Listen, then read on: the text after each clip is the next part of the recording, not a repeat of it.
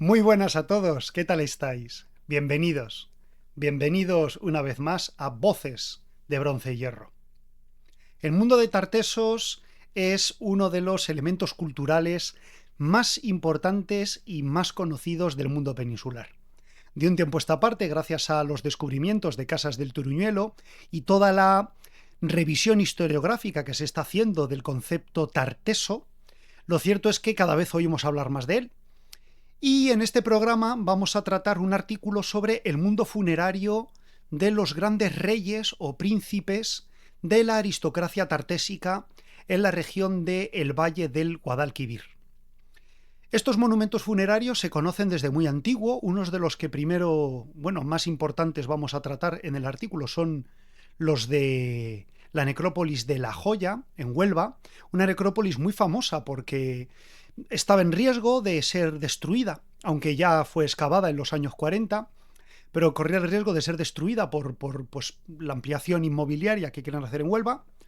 Pero, dado que se trata de una necrópolis fundamental en la cultura tartésica, pues hace pocos días salió que el Ayuntamiento de Huelva o la comunidad autónoma, en fin, que se habían encargado de que esa zona donde está la necrópolis de La Joya fuera declarada patrimonio y que, pues no se pudiera edificar.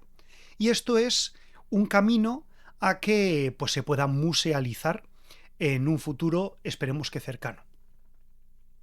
Bueno, si os parece, vamos a empezar con la lectura del artículo, en el que vamos a ir viendo una serie de hitos arqueológicos conocidos en la cultura tartésica, tratando de analizar quiénes son las personas que se entierran y por qué se entierran de la manera en que lo hacen.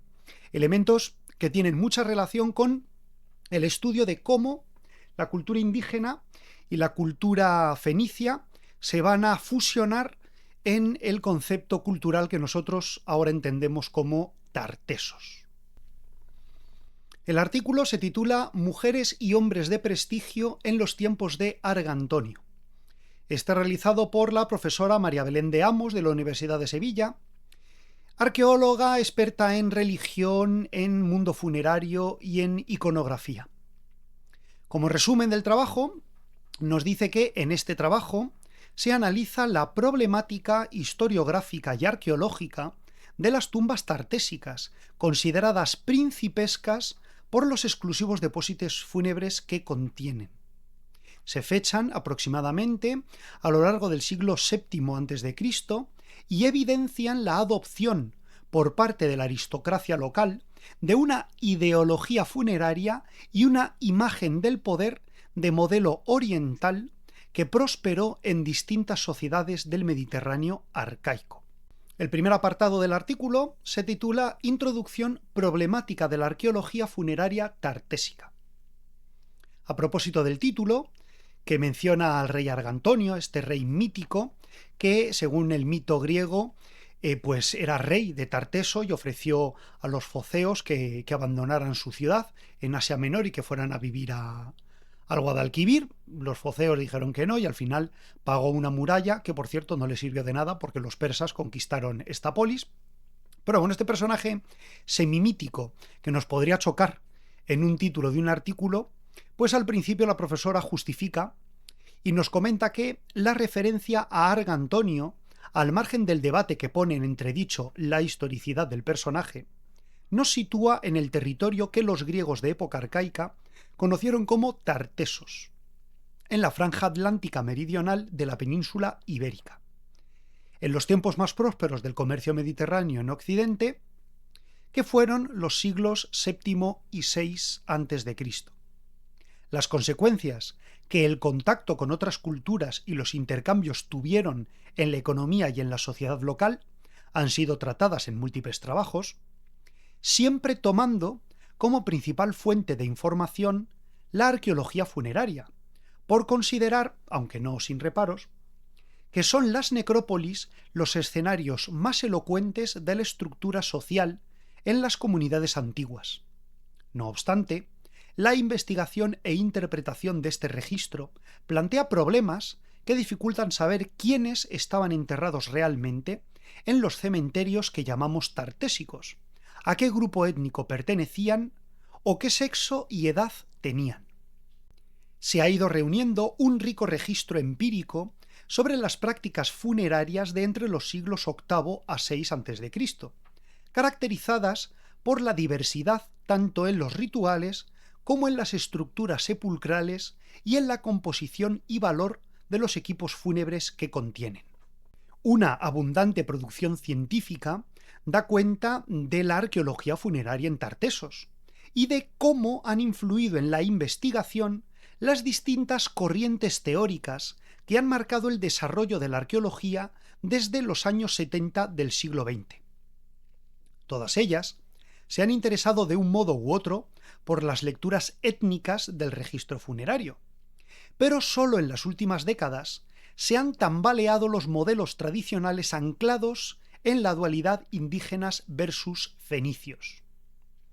Un debate de la historiografía sobre Tarteso es hasta qué punto Tarteso dejan de ser fenicios que vienen de Oriente y comienzan a ser indígenas influenciados por la cultura fenicia. También viene la pregunta de hasta qué punto podemos llamar fenicios a gente que han nacido en la península ibérica de cuarta generación, es decir, que llevan 100 años viviendo en la península y que son hijos de los abuelos o de los tatarabuelos que llegaron. Estos conceptos, que incluso son debatibles o, entran en debate en la sociedad y la política moderna, pues en historiografía también lo son porque, claro, esas personas no viven solas, se influyen mutuamente con los indígenas y viven junto con ellos. ¿Y hasta qué punto 100 años, 200 años, 300 años después de la llegada de los primeros colonizadores fenicios, todavía podemos seguir hablando de indígenas y de fenicios, cuando no de una sola cultura a la que llamamos Tarteso? A esto hace referencia la profesora con este debate que es antiguo en el estudio de Tartesos. Va a comentar ahora varias teorías principales sobre el proceso de fusión o de unión entre culturas. Dice que en la interpretación evolucionista, la orientalización que se observa en el registro arqueológico de época tartésica es resultado del arraigo en Occidente de comunidades de origen próximo oriental. En consecuencia, las necrópolis que hemos llamado tartésicas serían fenicias en su acepción genérica.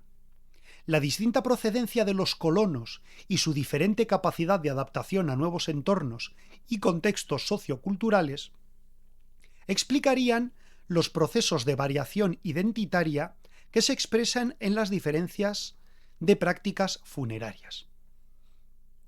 La población residente con la que los orientales entraron en contacto habría seguido con sus costumbres ancestrales, que sólo cobrarían visibilidad con los hallazgos de armas arrojados a los ríos y las estelas erigidas en tierra como monumentos de carácter cenotáfico. Otra teoría, el enfoque teórico poscolonial, enfatiza la necesidad de reconsiderar la participación igualitaria de indígenas y colonos en una situación de contacto colonial.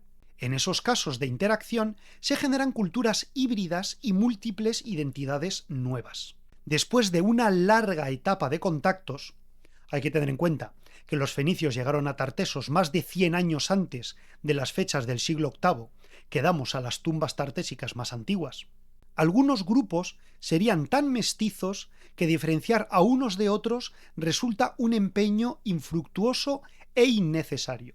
Interpretaciones tan diferentes del proceso colonial han contribuido a restar visibilidad a la población de ascendencia occidental, ahora englobada en el término tartesio o tartésico, junto con las comunidades orientales.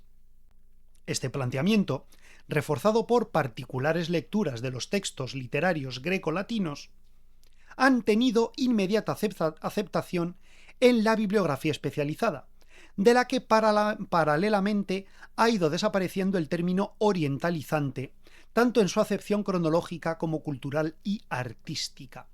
Orientalizante era un fenómeno para hablar de el influjo de la cultura oriental en los pueblos indígenas, sin llegar a perfilar una identidad cultural indígena propia. Ese término, que ahora ya se está dejando solo para un estilo artístico, está quedando en desuso Y lo cierto es que el enfoque teórico poscolonial, en el que colonizadores llegan, pero luego se fusionan con indígenas, y luego solo hay una sociedad que es tarteso, es el enfoque que está teniendo más éxito en el presente. De esta criba historiográfica un tanto indiscriminada, apenas se han librado, y no siempre, las tumbas de algunos personajes cuyos funerales fueron escenario de exaltación de su poder económico, social y político, sirviéndose para ello de un lenguaje simbólico de raíces orientales que prosperó entre los grupos dirigentes de distintas sociedades, principalmente mediterráneas, entre inicios del siglo VII y la primera mitad del siglo VI a.C. Son un exiguo número comparado con centenares de enterramientos coetáneos más modestos, que se etiquetan en general como tartésicos, asumiendo que pertenecían a esa población mixta. Otros problemas que acusa la investigación de las necrópolis tartésicas son la falta de bases cronológicas que permitan fechar y ordenar de forma segura los datos arqueológicos y la escasez de estudios antropológicos. En el caso de las tumbas aristocráticas, su datación se ha basado casi exclusivamente en apreciaciones de carácter tipológico y estilístico que no aportan una gran precisión cronológica. De ahí que a veces las fechas oscilen de modo significativo de un autor a otro. En cuanto a los estudios antropológicos, imprescindibles en la investigación de las necrópolis cuando se trata de asociar a un género u otro los objetos que integran los ajuares, hemos de señalar carencias importantes.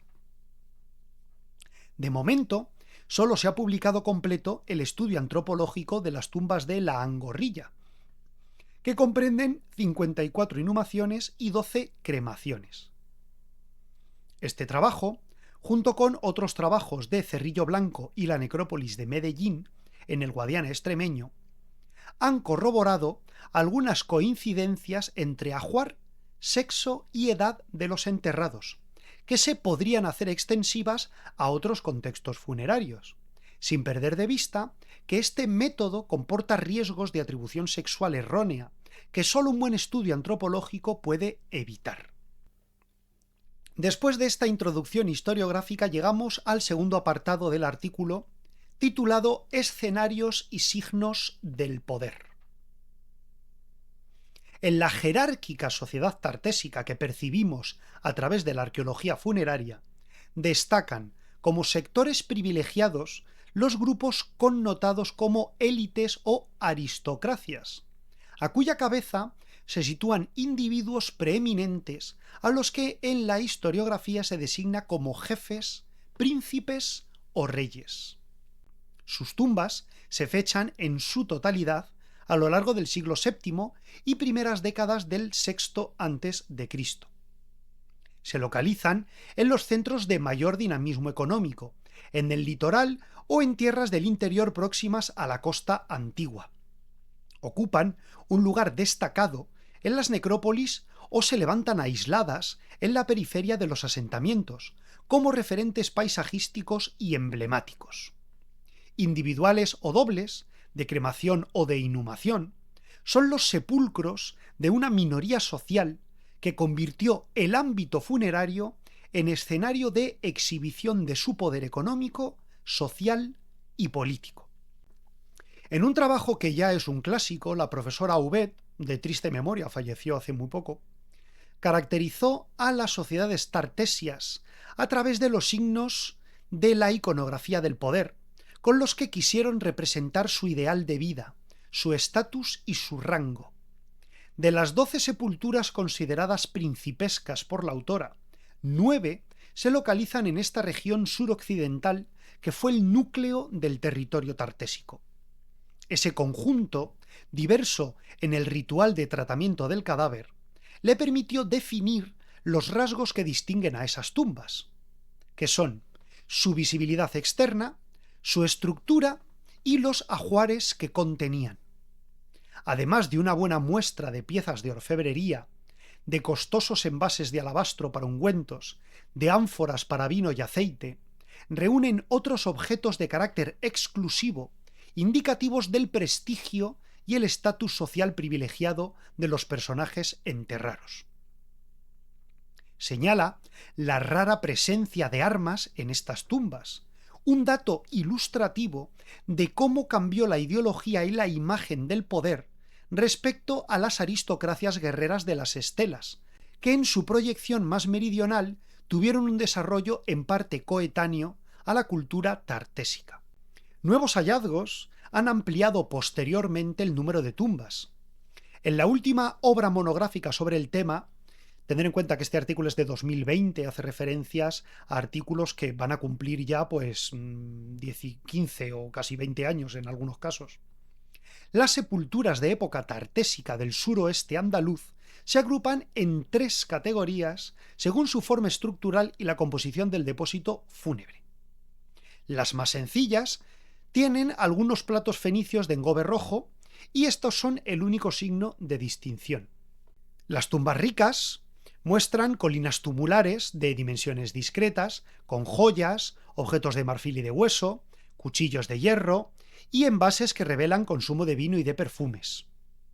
Pero las tumbas más poderosas son 16, que el autor denomina principescas, y en cuyos casos solo la arquitectura y sus ajuares destacan por encima de todas las demás. Así que veríamos una élite superior, una élite rica y un grupo más extenso de gente a cierto nivel, pero tampoco con una ostentación enorme. Abundan en todas ellas los elementos de vajilla metálica, ausentes en las categorías más inferiores. De ahí que se explique que este equipo ritual de vajilla metálica se adscriba a enterramientos de personajes de la mayor relevancia social, individuos de estirpe regia, incluso cuando la estructura sepulcral es sencilla y el ajuar no reúne otros indicadores claros de gran riqueza.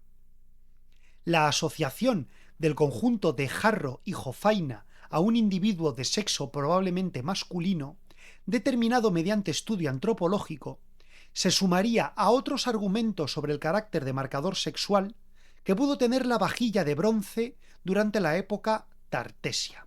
Aquí sugieren que para identificar a los individuos varones de las tumbas podemos relacionar un ajuar de vaso y palangana, ¿no? Una jofaina de metal con el carácter de varón. Un elemento que, puede llegar a ser dudoso, pero que ante la falta de estudios antropológicos más concretos puede ser un fósil guía, un elemento que en arqueología nos permita reconocer el sexo de una persona. Indicativos del alto estatus de los personajes sepultados en las tumbas tartésicas más ricas son también los marfiles y frascos de alabastro, considerados emblemas de la condición regia de sus poseedores, reconocida por los mercaderes fenicios, así como joyas y vestidos de lujo que parecen propios de enterramientos femeninos, aunque en ningún caso pueden compararse en magnificencia con conjuntos como el famoso tesoro de la Liseda, que algunos piensan que formaba parte del ajuar de una tumba y otros de un ocultamiento, un tesoro que alguien escondió, o bien que formaba parte de una tumba, no está claro. Lo que sí que está claro es que la riqueza del tesoro de Aliseda no se encuentra en joyas en las tumbas tartésicas. El Bajo Guadalquivir antiguo y el estuario del Tinto o Diel concentran el mayor número de tumbas principescas documentadas hasta hoy en Tartesos. La hegemónica Carmona actualmente, dominó un amplio territorio de gran potencial agropecuario y los caminos que discurrían entre el litoral y el interior del valle, la estructura del hábitat del poblado, de la ciudad, la composición de los repertorios cerámicos y las tumbas de la necrópolis de la Cruz del Negro dan testimonio de la interacción cultural derivada de un contacto estrecho entre la costa y esta ciudad. En lugar aparte, se enterraron las élites del lugar, cuyas sepulturas, aisladas o en grupos, se hacen visibles en las colinas artificiales túmulos que las cubren y que forman parte del paisaje del entorno de la ciudad. Otro centro importante en las redes de intercambio de época tartésica fue Setefilla, que también está en Sevilla. Tenía un amplio control visual sobre las tierras del valle y los caminos que a través de la serranía conducían a los cotos mineros próximos y comunicaban con la meseta. La necrópolis se emplaza a unos 900 metros del poblado, separada del asentamiento por un barranco al fondo del cual discurre un arroyo. De los 10 túmulos dispersos en una extensión de unas 6 hectáreas, los denominados como A y B cubren espacios de enterramiento colectivo que en el caso del primero precede a la construcción posterior de una cámara monumental que justifica por sí misma su clasificación entre las tumbas de mayor rango. Los túmulos A y B de Setefilla, que estudió la profesora Ubet, son muy famosos en el mundo tartésico porque representan un territorio, un terreno, donde se enterró gente que podía formar parte de una misma familia, en una misma tribu, y luego se puso un gran túmulo para enterrar todo el cementerio. Pero en una de estas necrópolis, en uno de estos túmulos artificiales que cubría pues todas las tumbas de un grupo gentilicio, de una familia extensa, un rey ordenó cavar en el centro una cámara funeraria. Esto implica que esta persona tomaba posesión del linaje antiguo de esa gente que estaba ahí enterrada. Son algo que similar se encuentra también en el mundo ibérico, también en el mundo neolítico y calcolítico con las tumbas dolménicas, y es un ejemplo claro de cómo gentes poderosas se apropian del recuerdo colectivo del pasado para declararse sucesores legítimos y únicos de ese linaje que les otorga el poder de gobernar. Es decir, yo soy el nieto o el descendiente de los héroes fundadores, de los padres fundadores de mi lugar, ¿no? Y entonces te entierras ahí y ideológicamente tú estás diciéndole a todo el mundo, esta gente son mis parientes, que a lo mejor te lo estás inventando, pero es el funcionamiento de la mentalidad antigua.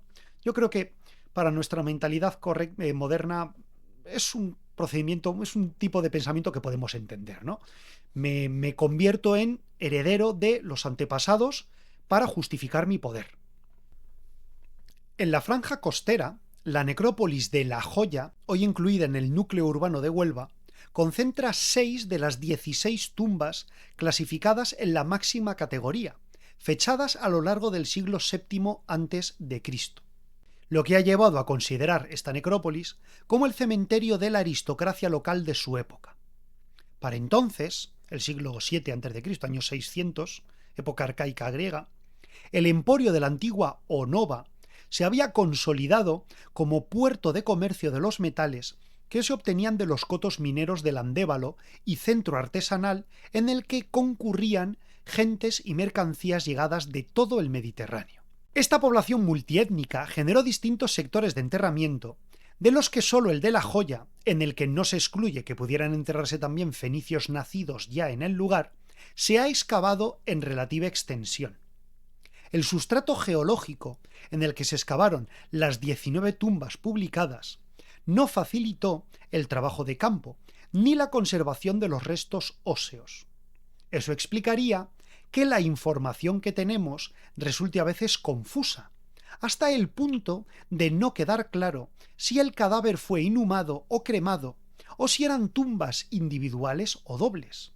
Tampoco se sabe, salvo alguna excepción, el sexo y la edad de los enterrados. A continuación, comentaremos con mayor detalle algunos ejemplos que considero representativos de estas tumbas aristocráticas, porque, con ser una minoría en la arqueología funeraria de su tiempo, son inabarcables en el espacio aquí disponible.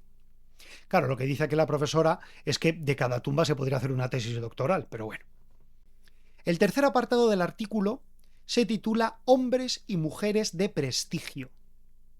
Las primeras tumbas de rango aristocrático conocidas en el suroeste tartésico se descubrieron a fines del siglo XIX en el entorno de la ciudad de Carmona. Ambas contenían los restos de una cremación in situ, al parecer de una sola persona, y se cubrían con una colina artificial que destacaba en el relieve suave de las terrazas del Guadalquivir.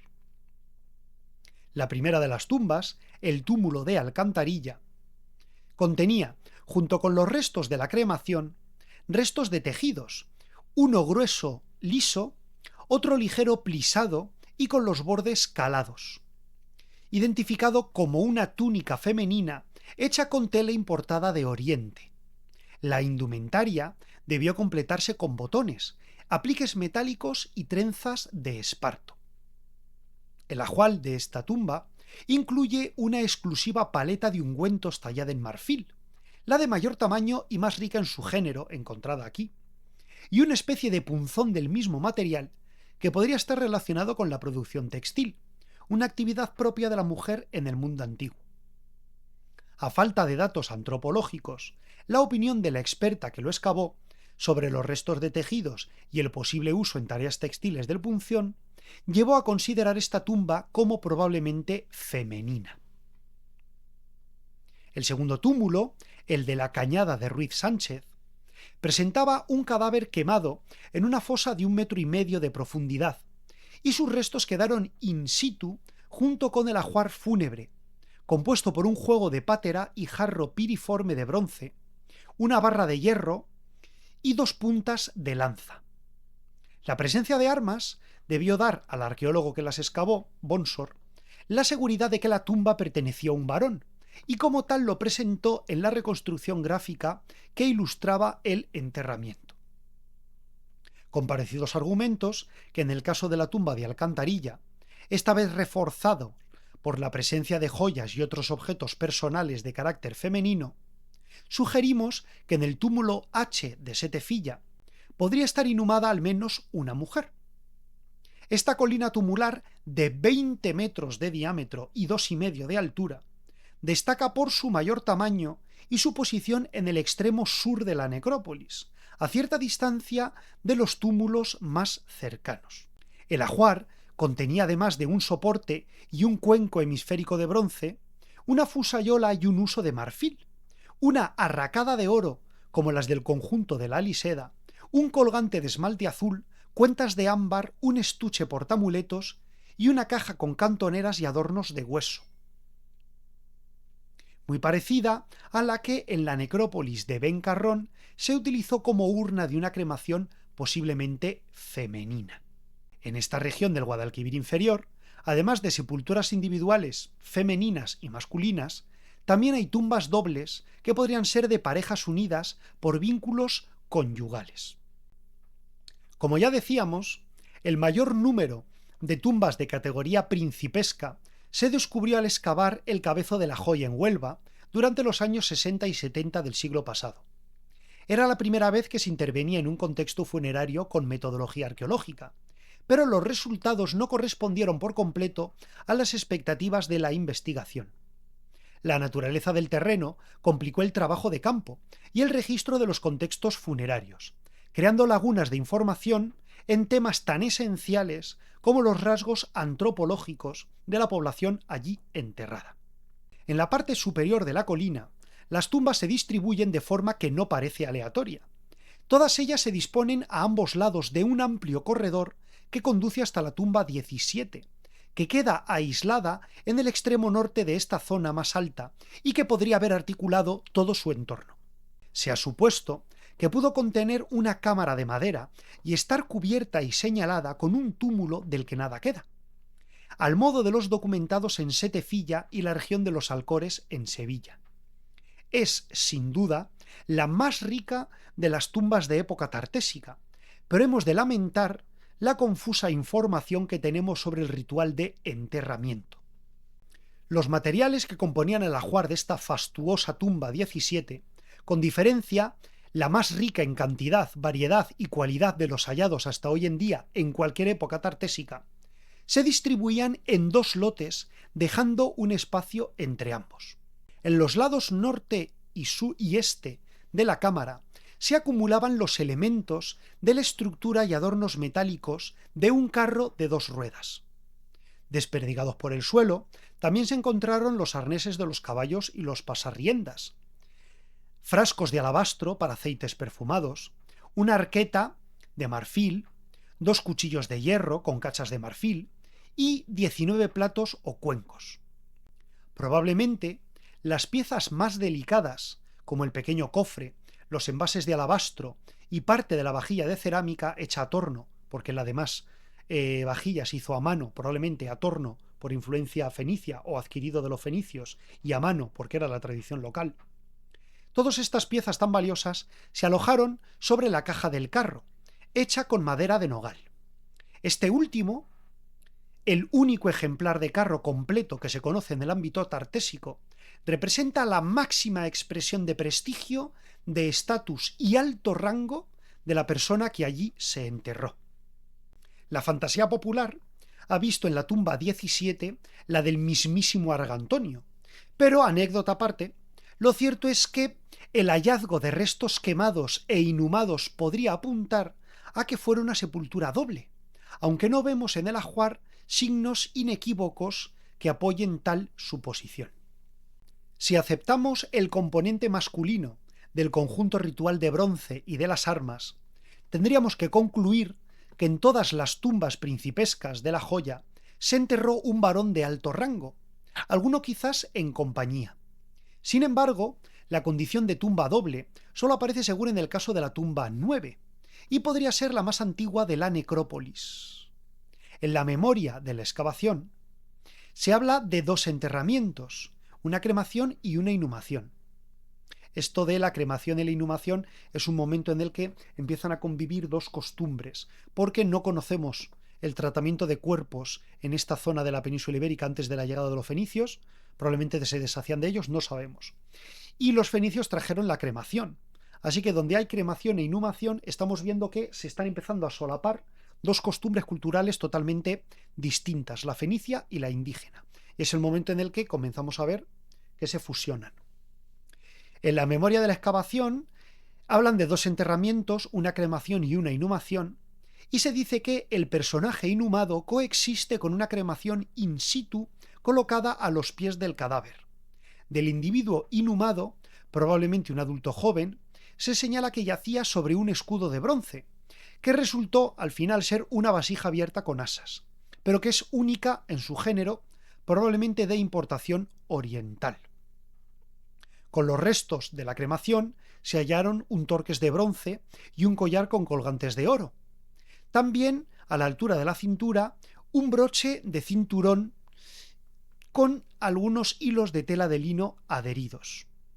Separados de los 2 cadáveres, se depositaron ánforas fenicias de producción occidental, grandes vasos que caben interpretar como envases para comida y bebida y vajilla del banquete funerario. Aunque no hay datos antropológicos que lo garanticen, la composición de los ajuares de esta tumba ha llevado a considerar masculino al individuo inhumado, enterrado de cuerpo presente, y femenino al individuo cremado, el que se quemó.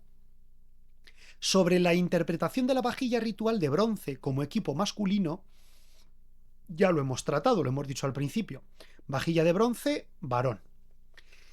Vemos ahora los signos de género en la cremación. Joyas y escarabeos se asocian con frecuencia a mujeres, como se ha constatado mediante estudios antropológicos en la necrópolis de la Angorrilla, decimos la única que se ha hecho un estudio antropológico. Y lo mismo ocurre, aunque no siempre, con los broches de varios garfios. Broches de cinturón suelen asociarse en época tartésica a mujeres. En la necrópolis de Cerrillo Blanco, tartésica, anterior a los iberos, todas las mujeres llevaban unos broches de cinturón que podrían ser un símbolo de su estatus social. En resumen, en las 11 tumbas principescas que hemos comentado con algún detalle, y haciendo una lectura en clave de género no exenta de riesgos, habría mayoritariamente varones. En todas ellas, en menor o mayor grado, son exponentes de los cambios ideológicos, económicos y sociales que el contacto colonial fomentó con Tarteso. Por el análisis de las tumbas, de las grandes tumbas de los grandes señores tartésicos, asumimos que eran fruto de la unión entre cultura tartésica y población indígena, cultura fenicia y población indígena, que en definitiva es como hoy en día entendemos más bien a Tarteso. Llegamos a el cuarto apartado y final del artículo titulado Epílogo. Aquí vamos a tener un resumen general de todo de lo que ya hemos hablado. Las tumbas aristocráticas tartésicas documentan la adopción de una nueva ideología entre las élites de la Edad del Hierro antiguo, que conllevó cambios en sus costumbres, en sus relaciones sociales y en sus prácticas funerarias. El fenómeno tuvo una dimensión panmediterránea y se manifiesta con fuerza en la etapa histórica que llamamos orientalizante, con matices y ritmos diferentes en las distintas regiones afectadas. La acumulación ostentosa de manufacturas de lujo, exclusivas, algunas probablemente importadas, son indicativos del prestigio, poder y riqueza de los grupos sociales privilegiados. En la exhibición del estatus cobran también visibilidad y relevancia social las mujeres. La manipulación ideológica de lo que los materiales orientales significaban cambió las relaciones de poder y las identidades locales. Pero la cantidad y variedad de cerámica a mano que hay en las tumbas más ricas de La Joya suponen un claro guiño a los orígenes, a la pertenencia a un linaje. De otra forma, resulta difícil entender la modesta vajilla a mano que se usó en el banquete fúnebre comparado con los grandes vasos de exportación y de materiales exóticos como alabastro que están junto con ellos. No es cuestión de negar, a estas alturas, la presencia de comunidades orientales en Tartesos, pero sí en algo hay cierto consenso entre los investigadores, es en el que las llamadas tumbas principescas no son fenicias. Un análisis comparativo de la arquitectura y depósitos fúnebres de fenicios y autóctonos en el sur peninsular pone de manifiesto las diferencias entre unos y otros, que no son sólo de carácter material, sino funcionales y simbólicas. Los mercaderes fenicios introdujeron en sus espacios coloniales prácticas sociales propias de la aristocracia oriental, que incentivaron la acumulación de bienes suntuarios entre las élites locales y la difusión de una iconografía del poder ampliamente compartida por las aristocracias durante los siglos VII y VI a.C. Tartesos, siempre apasionante, nos incita a investigar, nos incita a saber. Este mundo de la aristocracia, de las tumbas principescas tartésicas, nos acerca mucho al mito de Argantonio, a la creencia o a la vista de la existencia de una cultura común en distintos puntos del Mediterráneo. Hablamos de tumbas principescas en Tarteso porque no tienen nombre. No sabemos qué gentes eran los que se habían enterrado ahí. Pero en Roma, en Grecia, en Etruria, en la misma época, estamos hablando de reyes. Así que podemos pensar en estos reyes que gobiernan, que rigen los destinos de las vidas de muchas gentes en la zona suroccidental de Tarteso y cuyo poder va a verse influenciado, va a influenciar, va a verse matizado luego en época ibérica con estas grandes tumbas como las de Pozo Moro, y vemos ahí un horizonte cultural, un panorama cultural muy interesante. Muchas gracias a todos, que los dioses os sean propicios y nos vemos en la próxima. Adiós.